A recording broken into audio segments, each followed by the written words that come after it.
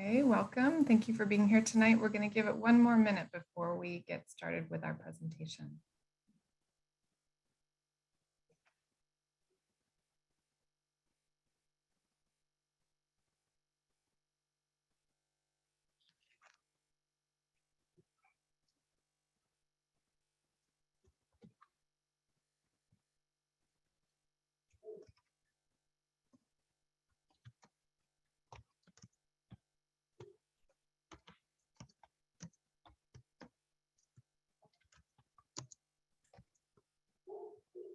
All right, well, I think we are ready to begin. So thank you everyone for being here today at this Housing Element Update Community Workshop. My name is Chelsea Payne. I'm part of the consulting team at Ascent, and we've been hired by the City of Sunnyvale to help prepare the Housing Element Update. With me tonight on the Ascent team is Kevin, Rebecca, and Jamie, who are all helping to support this meeting tonight. And Jenny, would you like to introduce city staff? Yes, good evening, everybody. Thanks so much for joining us tonight. I am Jenny Carloni. I am the housing officer for the City of Sunnyvale. Tonight, we have our housing team with us on the line too. We have Ryan Dyson, our housing specialist, Ernie DeFrenchi, our affordable housing manager. We have Rich Gutierrez, our housing rehab specialist, and we have Leif Christensen, our housing program analyst. Back to you, Chelsea. Okay, great. Thank you, Jenny. All right, next slide, please, Jamie. So before we begin, I want to let everyone know that we have an interpreter. We have two interpreters here with us tonight on this meeting who are going to be providing Mandarin interpretation. So to listen to the Mandarin audio, you can look to the bottom of your screen in the control bar, and on the right-hand side, you'll see a globe icon that's labeled interpretation. And you can click this, click interpretation and then choose Chinese, Mandarin. To mute the English audio of the meeting, you'll want to choose mute original audio. And so our interpreters tonight will be providing the presentation in simultaneous Mandarin interpretation. So we are going to try to speak a little slower to allow for that interpretation. And now could I have either Cindy or Eunice give those instructions in Mandarin? This is Cindy. I'm going to have the interpretation for the instructions. 大家好，我是 Cindy， 是你们今天晚上其中一个翻译员。现在呢，先跟大家说一说你怎么可以进到那个普通话的频道里面，能够听到普通话的翻译。你看你自己，如果你是用那个平台电脑的话，在你的电脑下面应该有一个形象，就是说可以点击是那个翻译的。如果你是选择是中文的话，你就可以选择你需要的语言，然后呢，你也可以把他们原程说英文的那一个部分除掉。如果你是用手机的话，你的手机应该有一个地方写着那个更多，就是 MORE 那个地方哈。然后呢，你就在那边选择你需要的语言，你就选中文，选了以后呢，也可以把那个英文的部分切掉。如果有不明白的地方，可以再问我，谢谢。I'm done. All right, thank you very much, Cindy. So we will now make English and Chinese interpretation available at the bottom of the screen. And I will just give folks 1 minute to access that interpretation, and then we will move to the next slide.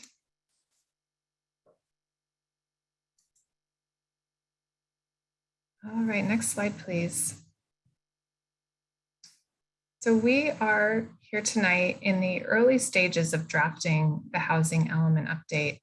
And so we're here to introduce the project and also to hear from you about some initial ideas that you have about what you feel needs to be addressed in this plan. So in tonight's presentation, I'll provide an overview of the project.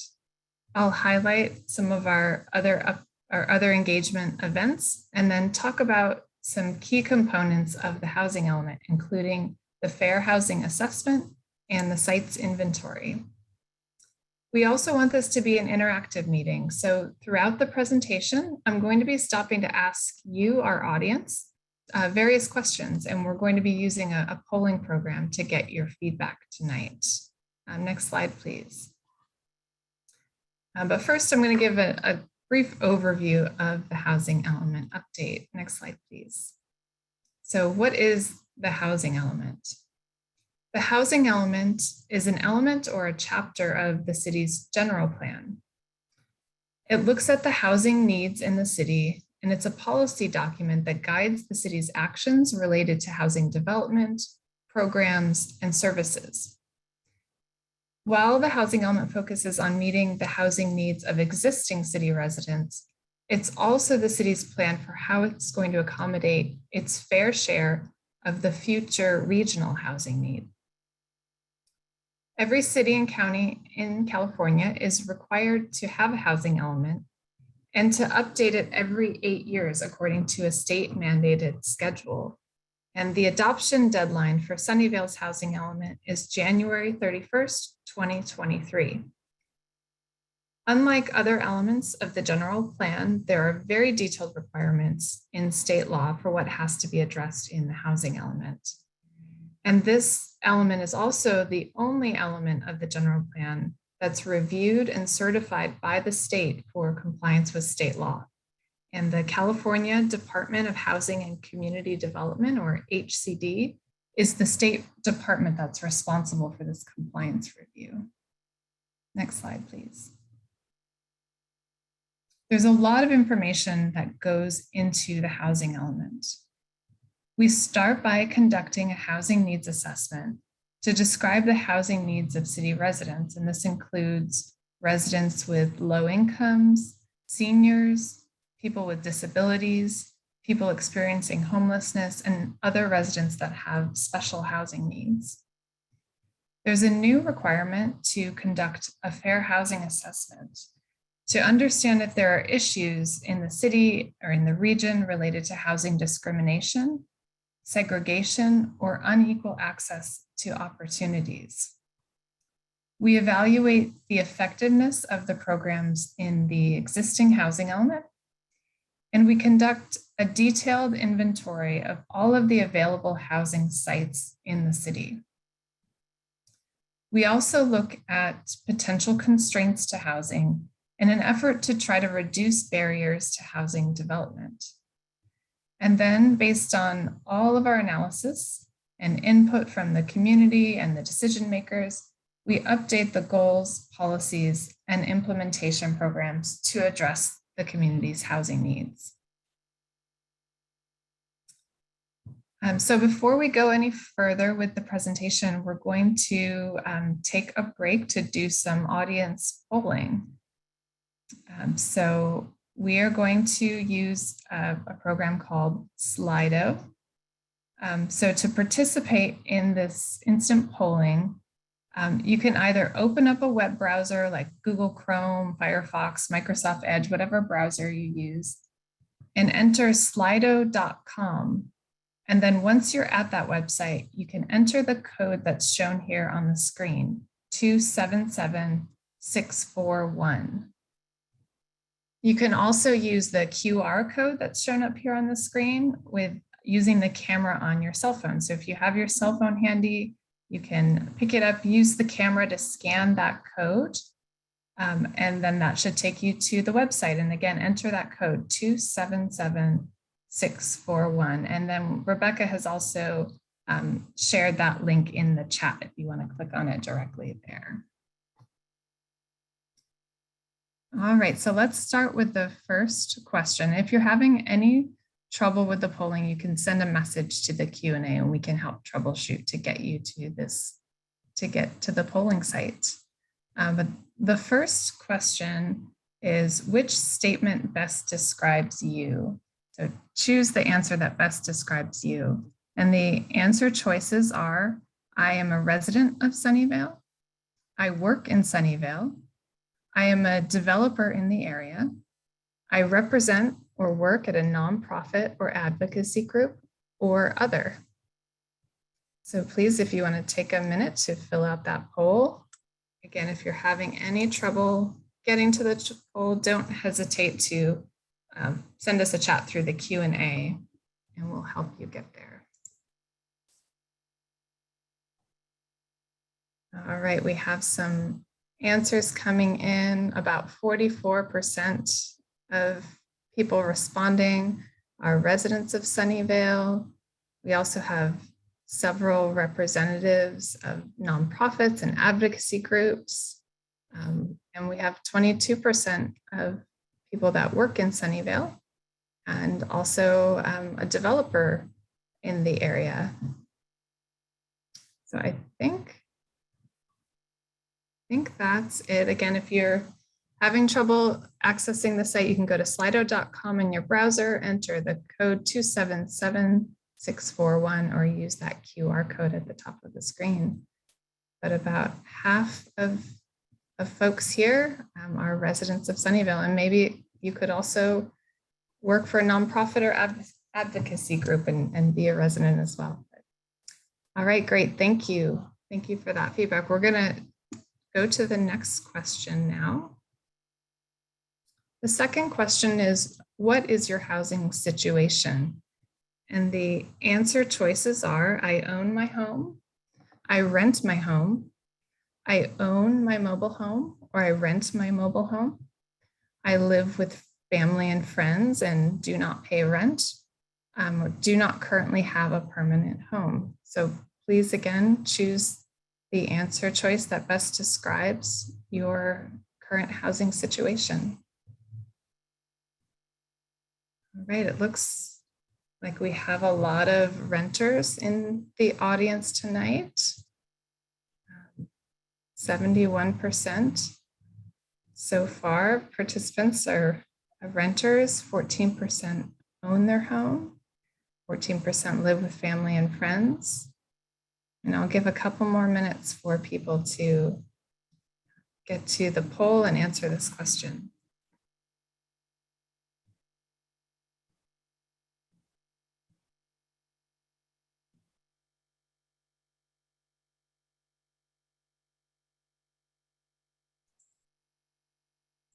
All right, great.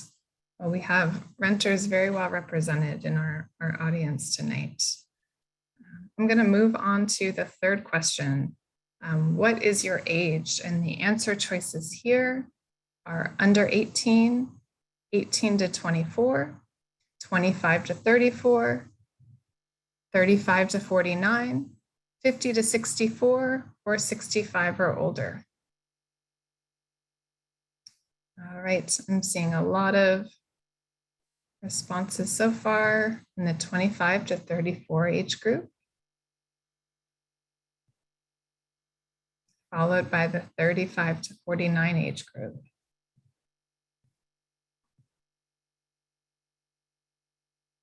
All right.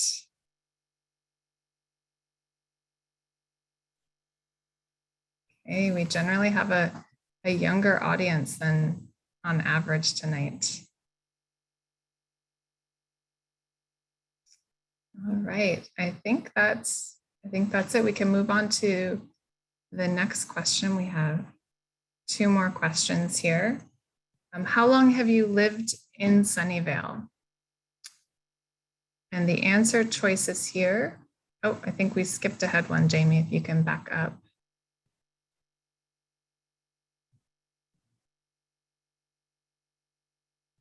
There it is. All right, the question is, how long have you lived in Sunnyvale? So answer choices: less than 1 year, 1 to 4 years, 5 to 9 years, 10 or more years, or I do not live in Sunnyvale, but I work here. So choose whatever response best fits your situation.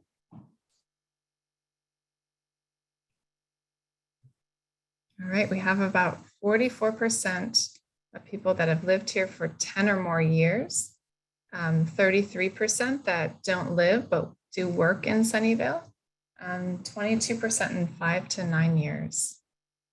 All right, interesting. Thank you very much. All right, very last question here before we get back to the presentation. This next question is, what do you like about living or working in Sunnyvale? And this is just an open-ended question. You can type in your response. And I think it lets you add as many responses as you would like.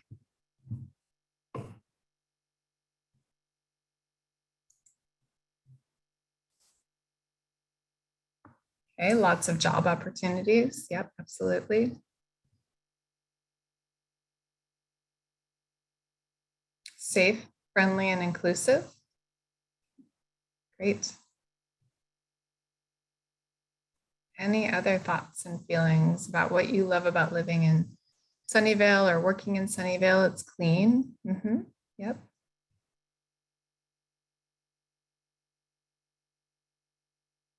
Right. Other thoughts? Don't be shy. It's anonymous as well.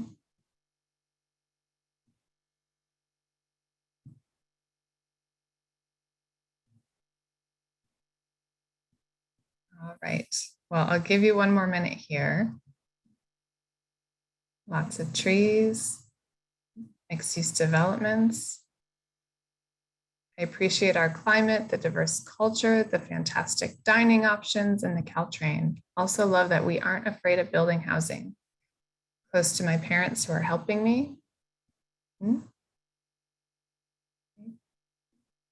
Great, thank you for those comments. Anyone else want to share what they like about living or working in Sunnyvale?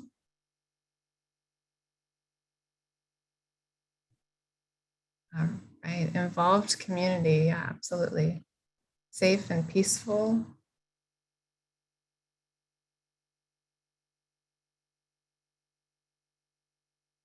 Okay, any other thoughts? And I think we can also leave this open and continue to collect feedback on that as we move into the presentation. All right, great. Well, thanks for sharing those thoughts. We're going to go back to the presentation now and talk a little bit about some recent trends and housing needs from our housing conditions analysis. All right, so next slide. Thank you, Jamie. So first, some trends related to the housing stock. Until recently, detached single-family homes made up the largest portion of the city's housing stock, with over 21,000 detached single-family homes. But since 2010, the majority of new construction in Sunnyvale has been multifamily housing in larger apartment buildings with 5 or more units. So as of 2020, multifamily housing now makes up the majority of the housing stock in Sunnyvale. We also know mobile homes are an important part of the city's housing stock, making up more than 6% of the housing units. Next slide, please. And as we all know, housing costs in California, and particularly in the Silicon Valley, are some of the highest housing costs in the country. As of December 2018, the median sale price for single-family homes and condominiums in Sunnyvale was $1.8 million. These housing costs are generally comparable to housing costs in the region, but much higher than housing costs across the state and obviously across the nation as well. The chart here compares the median home sale prices in Sunnyvale, shown in green, with 6 other Santa Clara County cities. And so the median sale price in Sunnyvale is higher than the median in San Jose, Santa Clara, and Campbell, but lower than the median price in Mountain View, Cupertino, and Palo Alto. It takes an income of about $370,000 a year for a sale price of $1.8 million to be considered affordable. Next slide, please.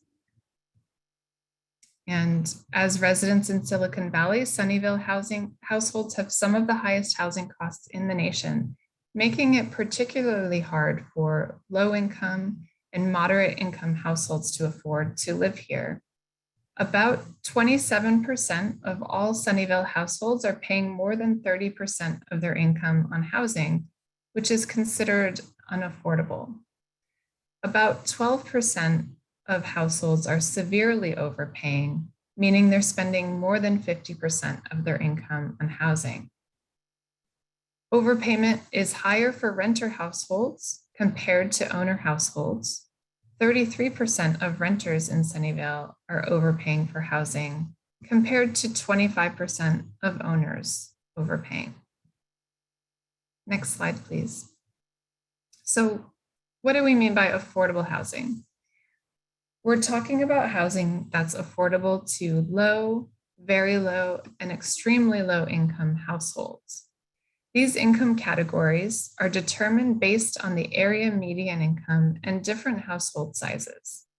So it's, as you can see in the chart here, a 4-person household with a gross annual income of $117,750 or less is considered a low-income household in Sunnyvale. And a household at this income level can afford to pay about $2,900 for housing costs each month. A 3-person household earning $74,600 is considered very low income and can afford to pay about $1,800 a month for housing. Next slide, please.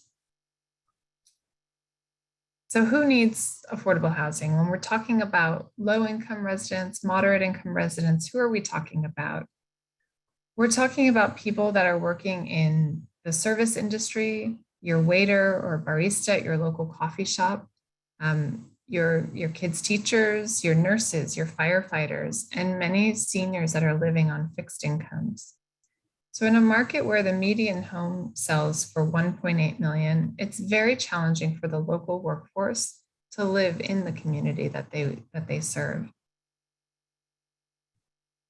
So we're gonna take a quick break now to ask another polling question. So again, open up your browser and enter slido.com, and then you'll enter the code that's shown here, 277641, or you can also scan that QR code using your phone.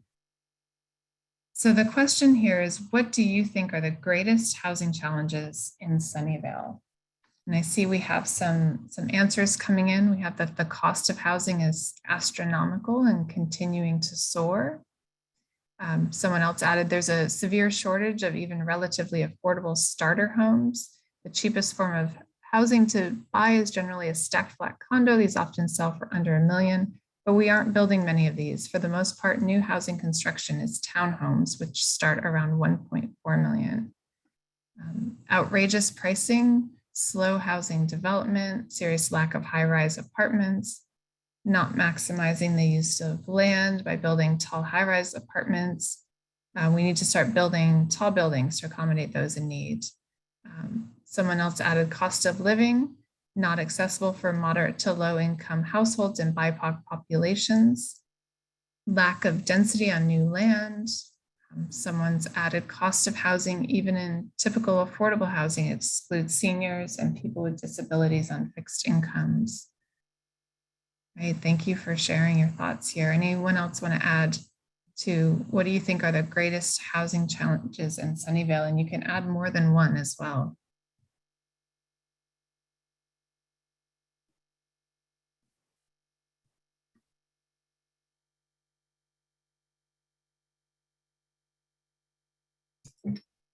All right, well, we will again leave this poll open for others to add your comments as they come to you, but we'll jump back now to the presentation.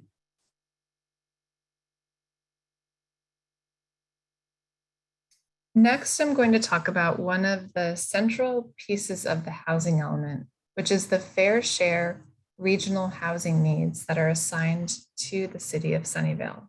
Next slide.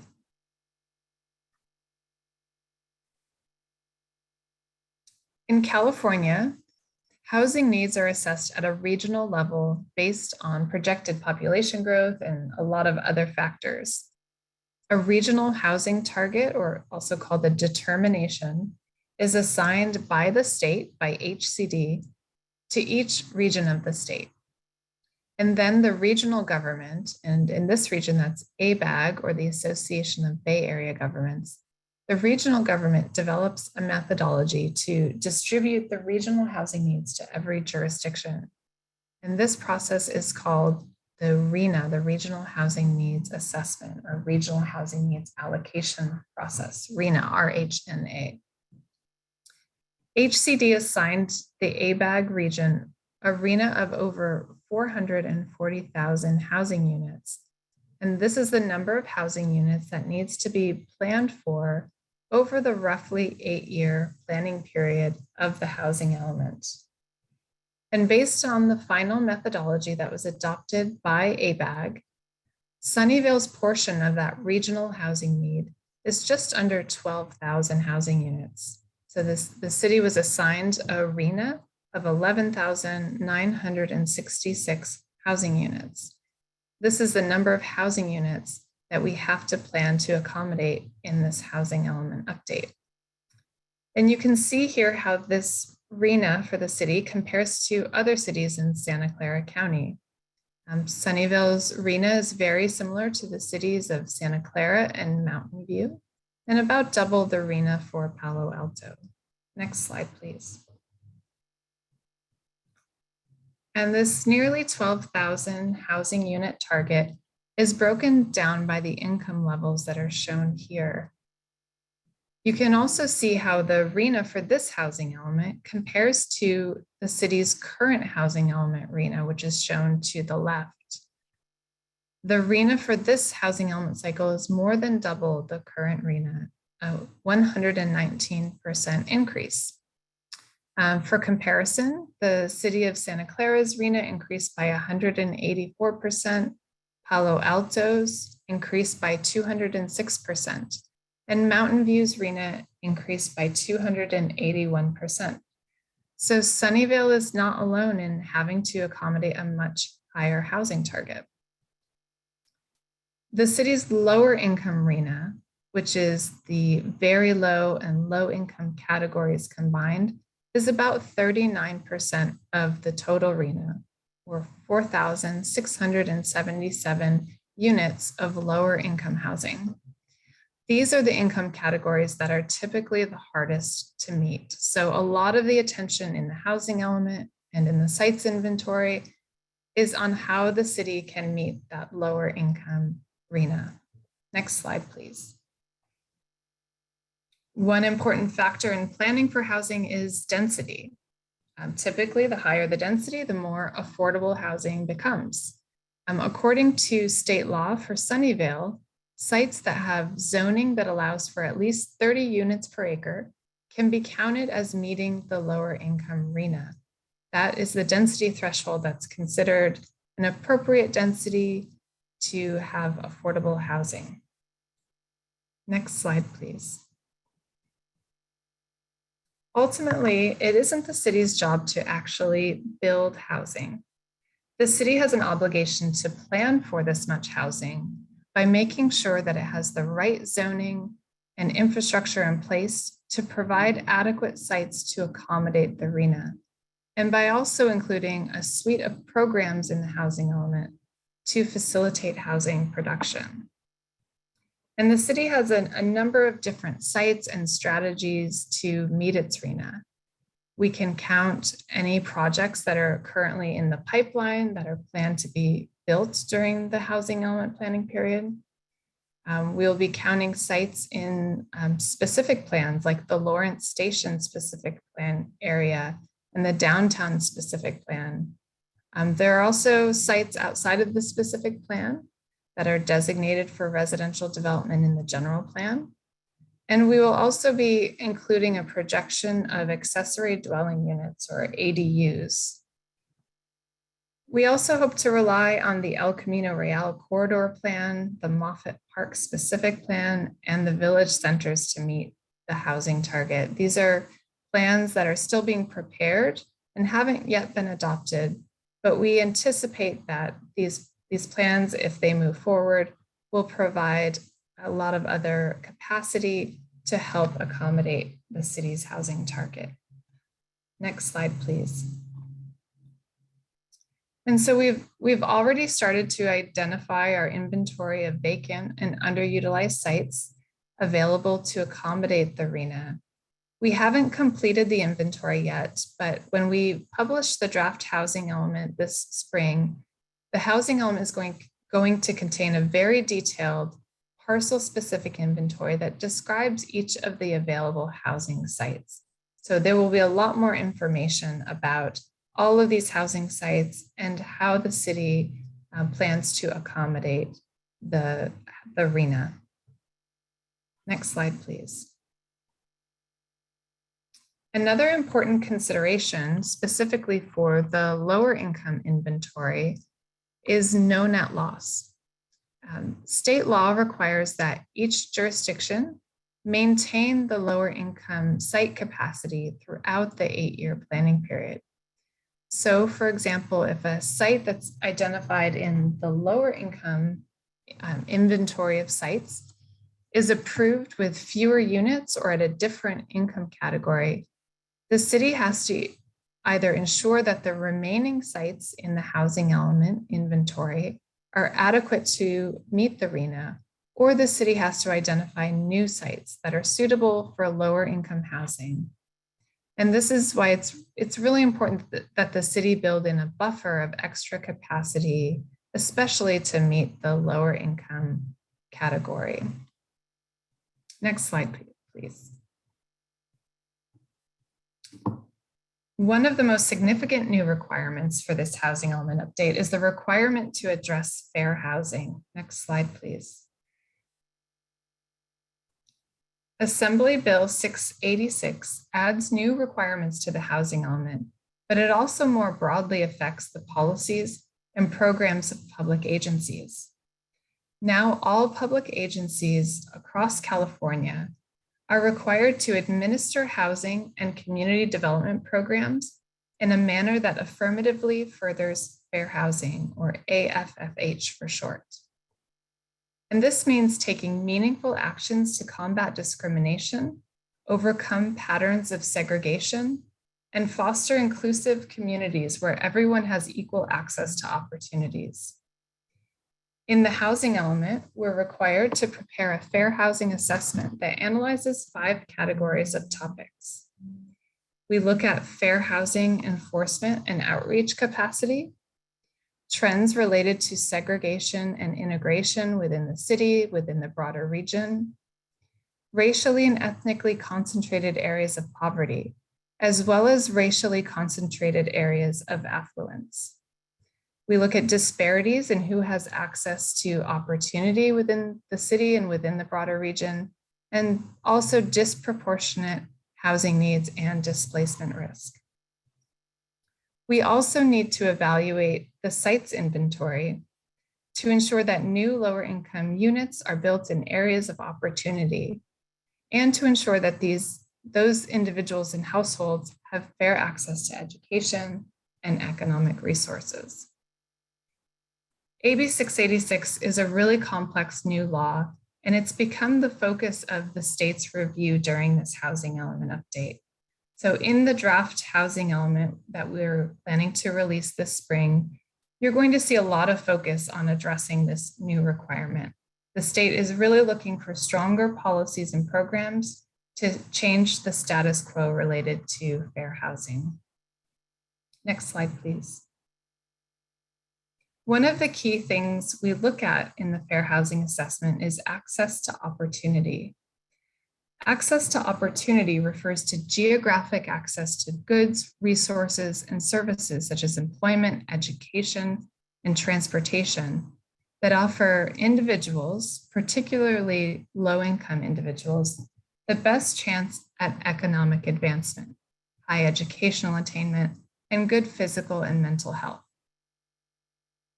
When referring to access to opportunity, it's generally expressed as high resource or low resource areas. And areas of high resource, like those across most of Sunnyvale, especially in the southern and central portion of the city, those are considered the areas that have the highest access to educational, economic, and environmental opportunity and resources. Areas of moderate or lower resource include areas within the northeastern and northern portions of the city. Historically, across the nation, affordable housing has been disproportionately developed in minority neighborhoods with higher poverty rates, creating a concentration of poverty and racial segregation in low opportunity and low resource areas. These new state laws have required cities to consider how can we ensure equality of access to opportunity and help low-income residents and residents of color prosper. So through this housing element update, the site's inventory and the policies and programs we develop have to strive to address some of these fair housing issues facing the city and facing the region. Next slide, please. As you can see here, this graph shows the racial demographics of Sunnyvale by opportunity areas that were mapped on the previous slide. The data is showing that there's a higher concentration of Hispanic and Latinx communities in low resource areas or areas characterized with high segregation and poverty. In comparison, Asian and white residents are the predominant groups in the high and highest resource areas. This is one example of the disparities and the trends that we will be looking for when we prepare the fair housing assessment. And again, the goal here is to achieve inclusion, communities that are economically and racially diverse and provide more equal access to opportunity rather than continue any patterns of disparity related to the placement of housing. Another factor we will be analyzing is risk of displacement. Displacement is defined as the involuntary relocation of residents or businesses and can be caused by foreclosure, eviction, rent increases, or environmental catastrophes. The map here shows areas that are considered at risk or sensitive to displacement. This data is from a project called the Urban Displacement Project. Some neighborhoods that stand out here are the ones with mobile home parks in the downtown. And we'll be looking at this more closely in the housing element update. I'm going to break now for another polling question. So Jamie, if you want to pull up the polling question. This next question is, what do you think are the greatest fair housing issues in Sunnyvale? And this is an open-ended question. You can add as many thoughts as you have in response to this question. Again, what do you think are the greatest fair housing issues in Sunnyvale?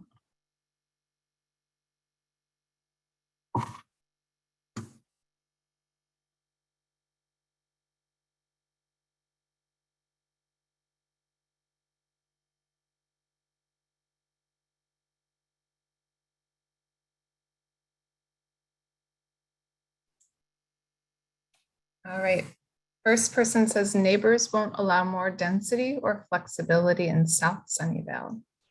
Not enough units available. Okay, thank you for those thoughts. Others, do others have thoughts on the greatest fair housing issues in Sunnyvale? Physical barriers like 237, not building and providing enough affordable housing units for low-income families. Okay, great, thank you for those.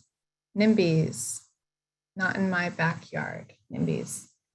Housing growth has been heavily concentrated in North Sunnyvale, despite the fact that North Sunnyvale is the lowest resource area of the city.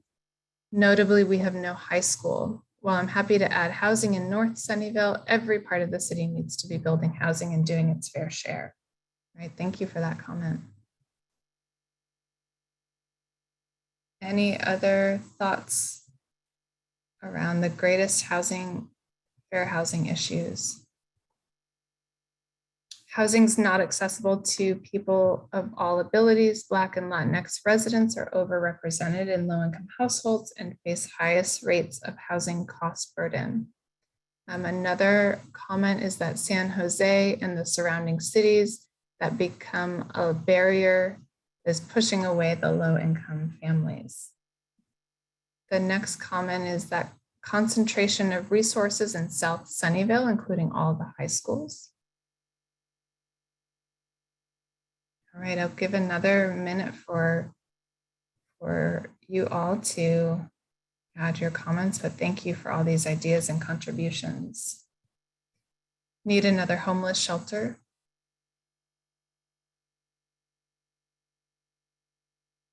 All right, any final thoughts on greatest fair housing issues? All right, great. Well, thank you. Thank you for answering that question. We're going to move now back to the final slides in the presentation. We want to talk a little bit about the policies and programs. And the housing policies and programs are really the heart of the housing element in the end. And the state conducts a really thorough review of the city's programs to make sure that the programs are addressing the city's housing needs and all the requirements of state law. Next slide, please. The city's already been up to doing a lot of work towards addressing its housing needs. The city adopted a housing strategy in 2020 and has started implementation of that strategy. That's included recent updates to the below market rate housing program, also known as the inclusionary program, a mobile home park rent stabilization memorandum of understanding, and the city is currently working on increased tenant protections.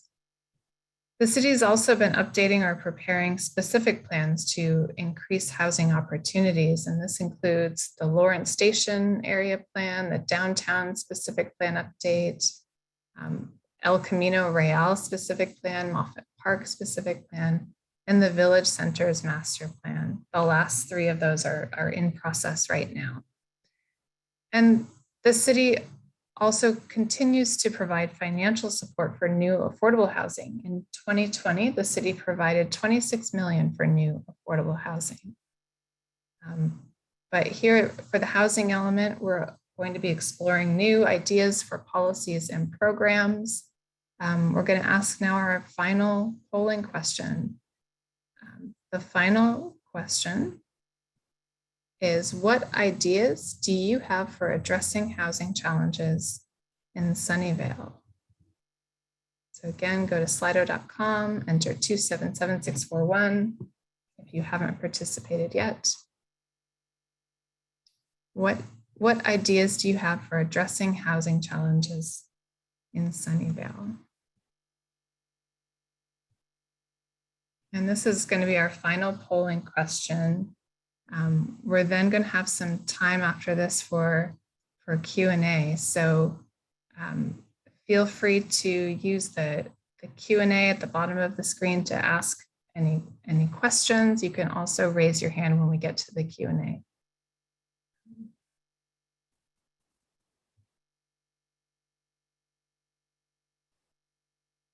All right, so what ideas do you have for addressing housing challenges? Act fast, maximize the use of land.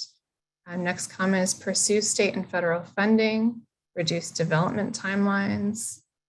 The comment, increase density everywhere, not just Lawrence Station.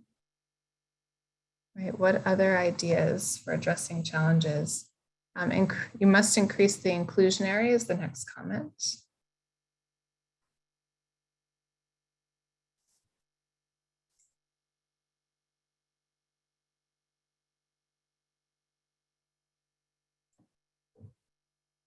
All right. The next comment, the city has a 15% inclusionary zoning requirement, an arena low-income housing assessment of around 5,000 units. 5,000, there's some math here, equals 33,000. If we can zone for around 35,000 units, we stand a good chance of actually meeting our low-income housing numbers. With Moffett Park, this is possible. Thank you for that. Next comment, priority for extremely low income or ELI or special needs units in cities supported projects, land financing, etc. Increase housing fees so city can buy land. The next comment is view multiple massive apartment units. We need to supercharge the village centers is the next comment. 18 units an acre is very weak sauce. Not enough to count towards our low income housing targets, or to really support mixed use, we should target 48 units per acre. So that comment was about the village centers. The next comment, build multiple massive apartment units. Going to call me at least 5,000 people at a time, that would be great. We need to prioritize a substantial fraction of our additional housing south of El Camino Real is that next comment. And then focus on infill housing and transit-oriented development. Council needs to be pro-housing is the next comment. All right, any other ideas for addressing the city's housing challenges? Prioritize affordable housing south of El Camino. Seen that comment here a couple times tonight.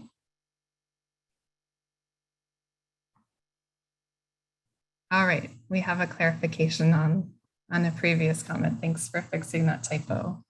We'll get that there in the record. Incentives for developers to include deeper levels of affordability, BMR program, affordable housing overlay zone, local density bonus ordinance. All right, some good ideas there. Thank you. Okay. Any final thoughts? Pack density along Caltrain and high employment centers. Okay. The two cities out there that we can learn a lot from is Singapore and the other is Hong Kong, that dedicated housing authorities that are in charge of building multiple apartment units for those families in need. Okay, thank you for that comment. Other ideas? Redevelopment density bonus. Encourage developers to redevelop old, low density apartment buildings by allowing them to build more units than they would otherwise be able to if they ensure their residents are not displaced. Save them rent-controlled units in the new building. The next comment is develop policies that are fair and inclusive and are accessible to everyone. The next is encourage SB 9 projects. Those are, SB 9 is a state law that allows for single family lot splits or duplexes in single family zones. The next comment here is lowering parking requirements for affordable housing and projects which include transit-dependent special needs populations. All right, these are all great ideas and contributions.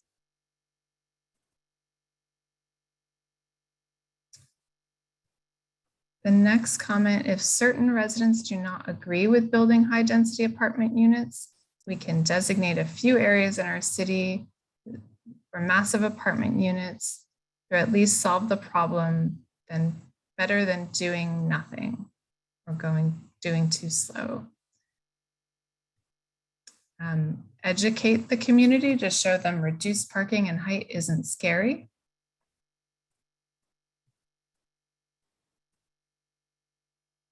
Great, I'm glad that folks came prepared to share ideas tonight. Thank you for all your ideas. Okay, I think we're ready to move into Q&A. So if you have any questions about tonight's presentation, about the housing element update, the process, the details, you can go ahead and use the Q&A feature at the bottom of the screen in your control panel. You can also raise your hand and we can call on you to speak. If you do speak, we just ask that you keep your comments or questions to 2 minutes for the respect to others here tonight. If you're calling in using your phone tonight, there is also a way to participate. If you're on the phone, you can press *9.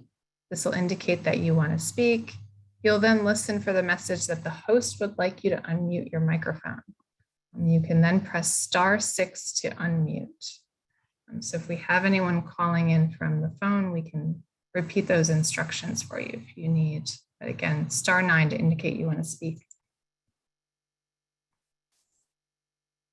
All right. I'm not seeing anything in the Q&A. Anyone else seeing any raised hands or Q&A?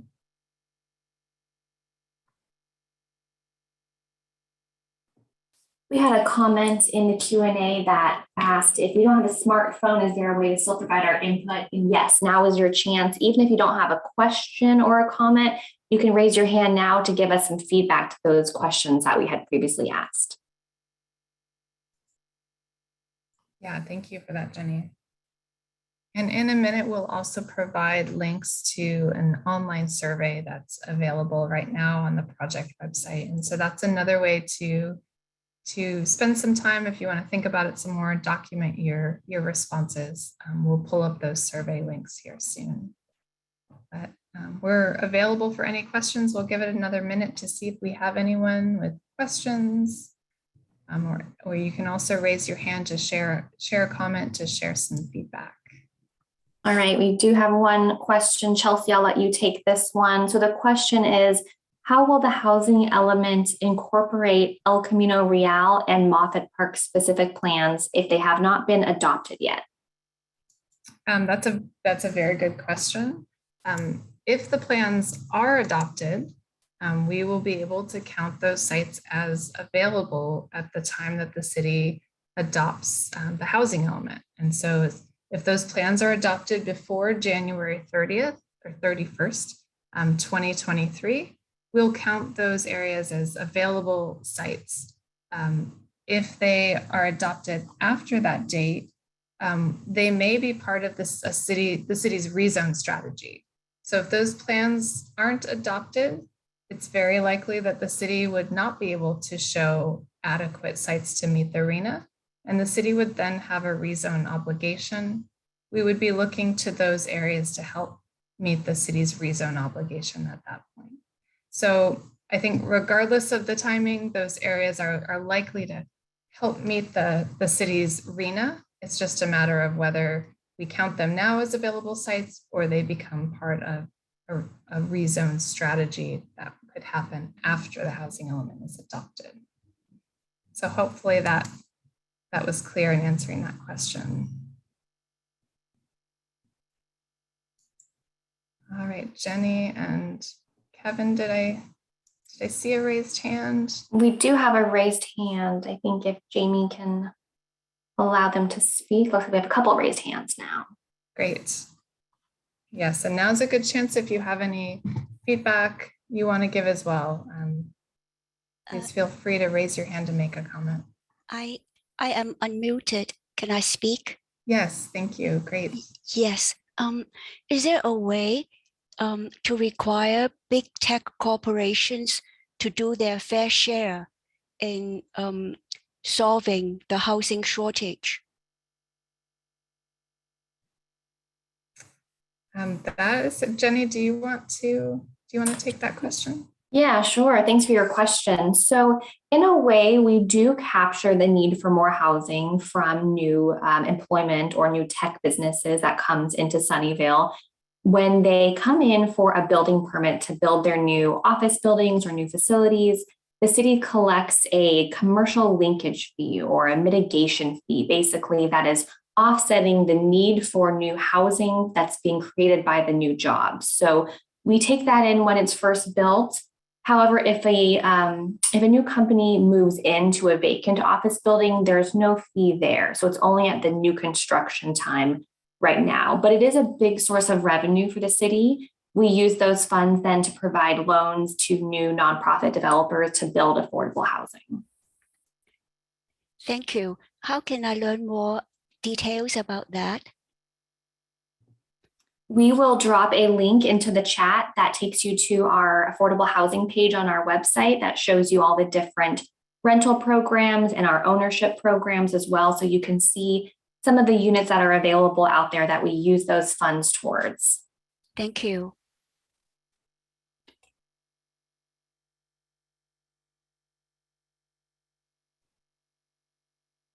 All right, and Kenneth, if Jamie, if you could unmute Kenneth's microphone to speak next.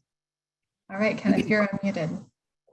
Hi, yes. My name is Kenneth Rosales, as you mentioned. I'm the senior planning and land use associate with SV at Home.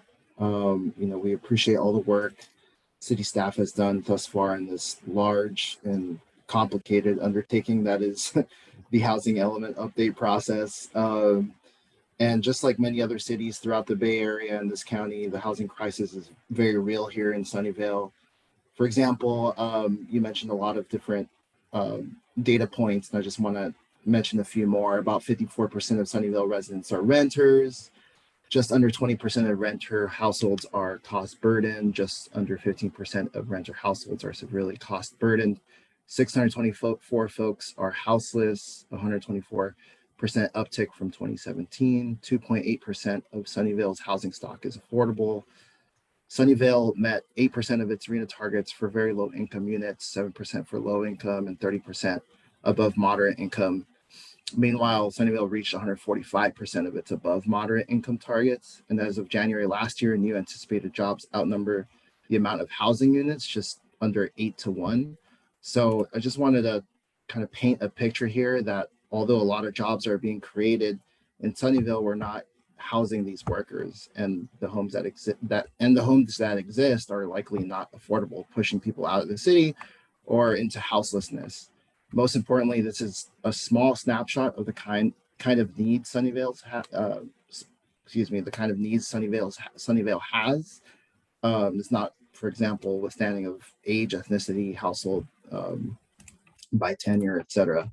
And again, we know this whole process has been difficult and complicated. However, this kind of information is vital to understand the needs of the Sunnyvale community and to inform the housing element itself. So we want to reiterate a previous input we've provided, that HCD guidance is clear that the site selection and the programs and policies should be responsive to the needs assessment. Therefore, to follow HCD's guidance, we highly recommend that the needs assessment be produced and be made publicly available as part of the community outreach process engagement ahead of the draft housing element. Again, just want to thank you for this opportunity to share our thoughts and just for all the hard work that you're doing. Thanks. All right. Thank you very much for those comments, Kenneth.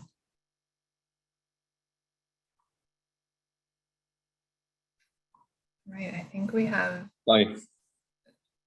Yeah, Justin, go ahead. Yeah. Oh, sorry. Yeah, I wasn't sure when the time would be allowed for me to speak.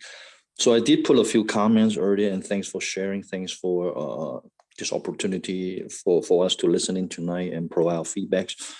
So I did provide a few suggestions earlier. You know, one of the main root causes of all this started from, I would say, 25 years ago. You know, I've been here for like 30 something years already, and the housing issue has become very, very serious since, I would say, roughly 15 years ago. And you know, one of the major thing that's really dragging our leg is I don't understand why we are still so stubborn about this zoning law. You know, I mean, the whole entire planet, the entire Silicon Valley only have very limited land resources. There's only so much land.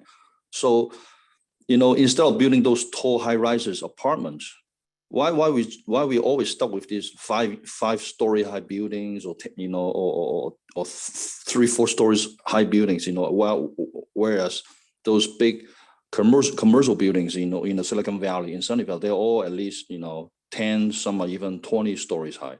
So I would suggest that same thing for the residential buildings. I think we should allow developers and you know, working with the city government to build tall high-rises apartment building, you know, massive one. You know, if you guys go travel to different countries, let's say Singapore, Hong Kong, Tokyo, whatever, you will see that they designate one specific area, one specific neighborhood with tons and tons of these tall high-rises apartment building, which each designated area would fit anywhere 5,000 to 10,000, even to 200,000 people.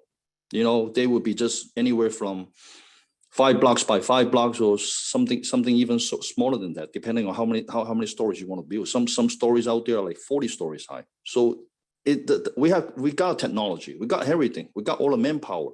All we need is just change the law and let everybody share. You know, that's this very limited, you know, land resources, because there's only so much land we have. And if everybody just sitting there and saying, no, we don't want tall high-rises building, then what about all these people? Look at how many homelessness we have seen so far already in the past 10, 15 years. It's getting more serious. I've never seen something like that 25, 30 years ago in the Silicon Valley. And another major issue, like the other lady said, you know, the high-tech companies here been paying too much, to all these new, people from all over the world. They all come here to get this good paying job. Anyone making below 100K now is considered low income. Any family.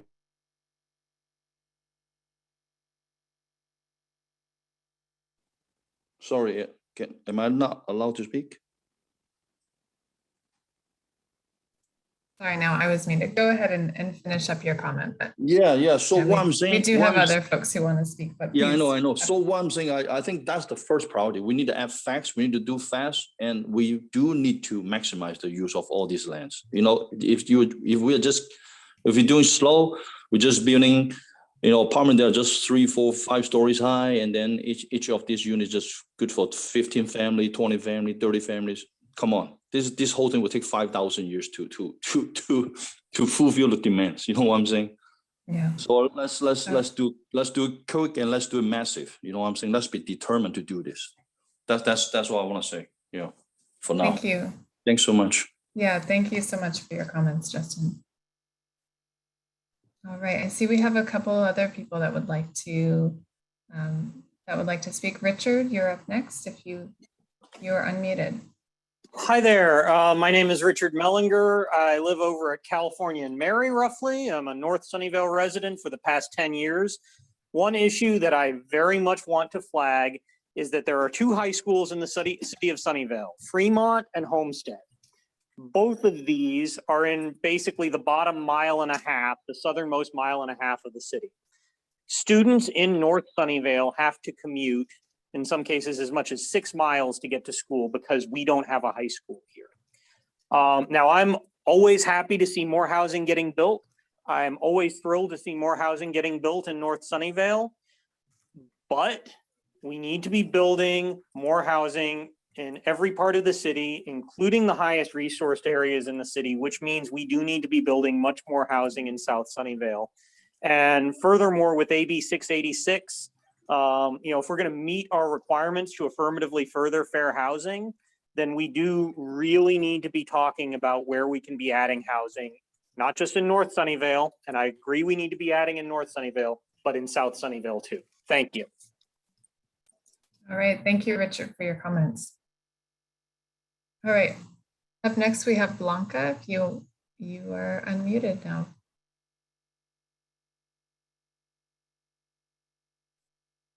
I'm not sure if we have audio. All right. Blanca, if you could please unmute your mic. There you go. Yeah, now we should be able to hear you. Hi. Good evening. My name is Blanca Escobedo. I'm with Greenbelt Alliance.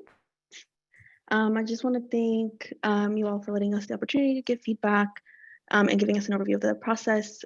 We have just short comments today. We just want to urge for the policies and programs that are going to be developed in this process to make sure that they ensure fair and inclusive zoning policies that make housing accessible to everyone and comply with the city's duty to affirmatively further fair housing. We also urge for these policies and programs to be environmentally sustainable and promote transit-oriented and infill housing. Thank you. All right, great. Thank you very much, Blanca. All right, Chelsea, we do have one written question for now that I'll go ahead and answer. It's 2 parts, and it's a really great question. So the question is, has the city considered a property transfer tax or other funding program to increase affordable housing funds? So 2 parts. The city has not considered a property transfer tax. However, there is a statewide property transfer tax that allows the state to collect a certain pool of funding and distribute that out to cities as grants for considering future housing policy and other types of housing work. So that is a very new program. We're starting to see those grant funds trickle in. The city was actually awarded some grants to help pay for our housing element, and will also be using that to pay for some of our housing strategy programs. The second part is looking at increasing our local affordable housing funds. And the answer is yes, we are currently looking at increasing those housing funds. Right now, we're currently recruiting a consultant who will be able to perform a study for us to look at all of our fees. And hopefully that'll be brought to the council in the summer or maybe early fall, where the council will get to see what the consultant prepared with our fee analysis and determine if we can increase our housing funds, which would then increase the availability of money that we can give out to nonprofit developers. So yes, we are actively looking into that. Stay tuned sometime this summer for an update on that.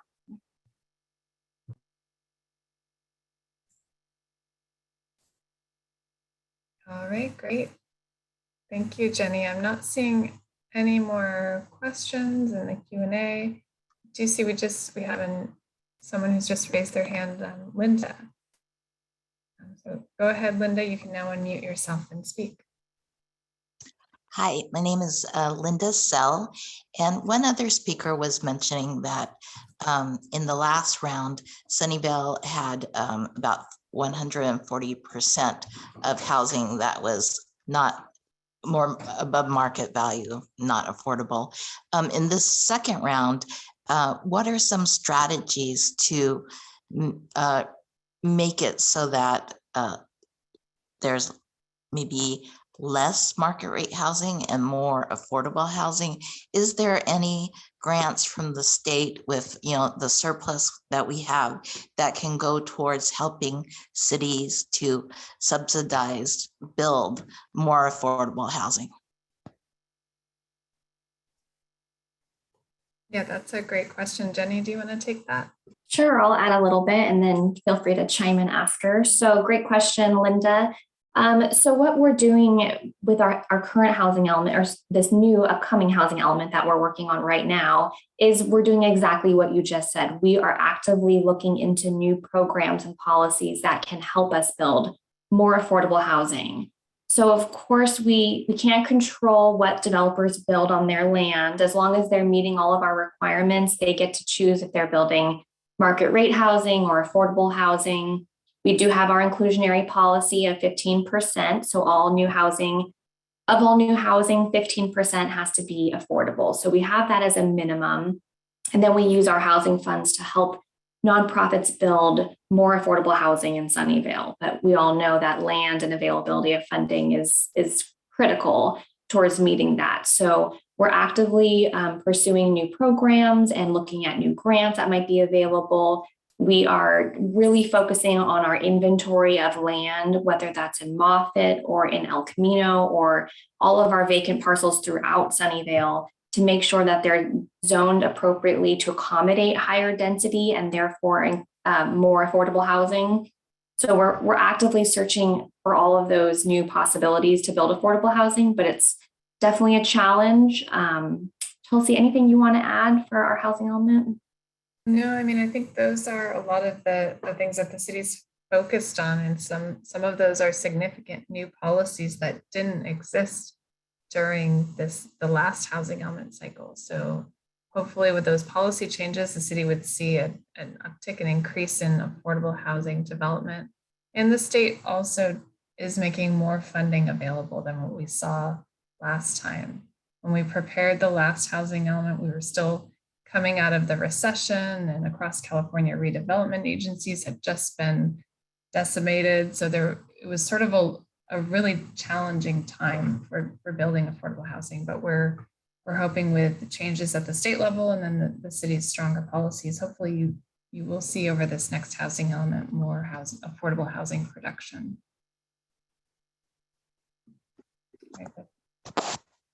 Great question. Do we have any other questions? Anyone else? Of course, feel free to use the Q&A. Oh, I see Justin has raised his hand.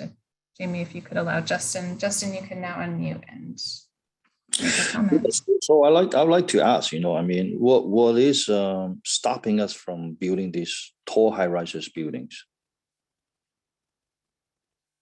Because I see that as a very quick and efficient solution. Let's say you have one piece of lot that is ready, developers are willing to provide, let's say, like you guys said earlier, like 15% for affordable, 85% for market rate. Okay, it doesn't matter, what the percentage from ratio is. I mean, why can't we build some big, tall, high-rises buildings instead? Because this will really give you good use of the land instead of putting 20 families in that lot, you can put maybe, 200 families or 100, 150 families. So what is stopping us?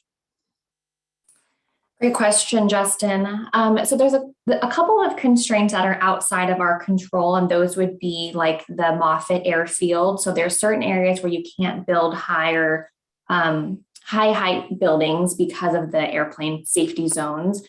But in other parts of Sunnyvale, the topic really, as far as we're aware in the recent history, it hasn't been a huge discussion point in Sunnyvale. And as we're looking at our new specific plans, we are increasing height, we are increasing density, but we're not increasing heights to very, very high building like you might see in San Jose. There's certain aspects that allow you to build higher, up to 10, 12 stories sometimes in downtown. But otherwise, we don't look at height. We look at height very specific to location. So in the downtown near transit. So there are certain areas of Sunnyvale where higher density and height buildings wouldn't be accommodated. But we highly recommend that you reach out to the city council and to the housing commission and to voice your interest in these types of things. And eventually the council will hear the public's interest in what types of housing we should see in Sunnyvale today. Yeah, thanks. Because, I do see that. I mean, sooner or later, I know some people don't like to see these high rises buildings, but I think sooner or later in the next 10, 20 years, we will have to, have this type of tall buildings for residential purpose, because just not enough land. There's very limited lots, very limited. You have to, at the end of the day, you will have to build up these big tall rises buildings. You know what I'm saying? You have to. There's no other choice. And I agree, certain neighborhoods you should not build that, like near the airport or whatever. But most of these empty lots or available lots, they're not nearby the airport. Majority of them are somewhere else in the regular areas, So we should maximize the use of all these lands, to build some big tall buildings, and then on top of that, you build some good public transit, connect the dots. You know what I'm saying? Absolutely, and you brought up a great point too that one of our staff members mentioned is that affordable housing in California through the state density bonus law actually is starting to see those progressive changes. So we're starting to see some unlimited height, some unlimited density when they're near transit. So soon in Sunnyvale, you'll see a new affordable housing project right near Caltrain that's taking advantage of those. While they're not going very high, they are going higher than standards. So we are seeing that change on the affordable housing front. So that is something I wanted to add in. I understand how people are concerned about the skyline, but 5-story high, 10-story high to me personally is okay. We can, let's say we build 20 of those 10-story high apartments. That would fit at least maybe 200, 500 families. That will resolve a lot of issues, immediately. So, yeah, we can designate a few pieces of these lots, and just for, these tall rises build. We don't have to put them everywhere, So it's just a matter of how to put good use of this land. You know what I'm saying? Yeah. Yeah. Thank you, Justin, thank you for your comments. Yeah. Thanks. We appreciate that. Thank and we have another person, Richard, who would like to speak. So Richard, you can go ahead and unmute yourself. Hi there, I'm Richard again. I'm going to be very, very brief here. Love to hear all these comments so supportive of building new housing. If you're interested, Livable Sunnyvale, which is our local pro-housing, pro-transit, pro-sustainability organization, we do have a housing element subcommittee that has been doing great work on this. You can find out more about us at livablesunnyvale.org, and we generally meet first Wednesdays of the month. Thank you. All right, great. Thank you, Richard. Thank you for that. And we appreciate all your participation in this update process and all the ideas that you bring. All right. Happy to take any other comments or questions. I'm not seeing anything in the Q&A. Any final thoughts tonight? Okay. All right, well, thank you all for the rich comments, questions, your feedback. This is all very helpful. Really appreciate it. We're gonna jump now to just talk about next steps and what is coming up next. All right, next slide, please. All right, so the schedule is shown here. We have some preliminary dates that are down here for next steps. This was the second of 2 virtual community workshops. And we also released an online survey that's available right now on the project website. So we're in the community engagement stage of this process. Our plan is to publish the draft housing element this spring. We're targeting April, May timeframe. At that point, we'll have another workshop like this, virtual, possibly in person, depending on what we can do at that time. But we'll have another workshop to present the draft housing element and details of the sites inventory and details of the policies and programs in the housing element. After that workshop, we'll take the draft housing element along with the community feedback to various commissions and to the city council for consideration. After the city council meeting, we'll be submitting the draft housing element to the state for their review, and the state has 90 days to conduct their initial review. And then we'll be working with the state over several months to address their comments. It usually takes a couple of rounds of review with the state to address their comments and concerns on the housing element.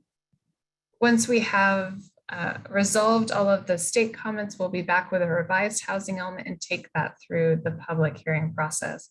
And at each step in the process, we'll be notifying the public of opportunities to review the drafts and the revisions and to attend all of these public meetings. The housing element will be a project under CEQA, so we'll also be conducting environmental review and bringing that environmental document forward at the adoption hearings. So next slide, please. All right, so here you can find a link to the city website. If you want to find the housing element page, you can just search for housing element. It'll take you right there. And on the page, if you haven't already, you can sign up to be notified about all of the upcoming meetings and to receive more information. And then next slide, I think we have links to, right here, we have the QR codes that can take you to the housing element survey. And we have that available in English, Spanish, and in Mandarin. And that survey will be running until January 23rd. And I think one of my associates is going to drop some direct links to that survey in the chat as well. So please take some time to complete the survey and share any additional thoughts you have about the housing issues facing the city and ideas for addressing the city's housing challenges. And I think with that, that is our final slide. So we will leave this slide up here for a bit if you want to. I know it's late, you probably don't want to fill out a survey tonight after spending an hour and a half of your evening with us, but we appreciate your continued participation and input. So thank you all for attending. We appreciate you taking the time to be here with us tonight. Have a great evening.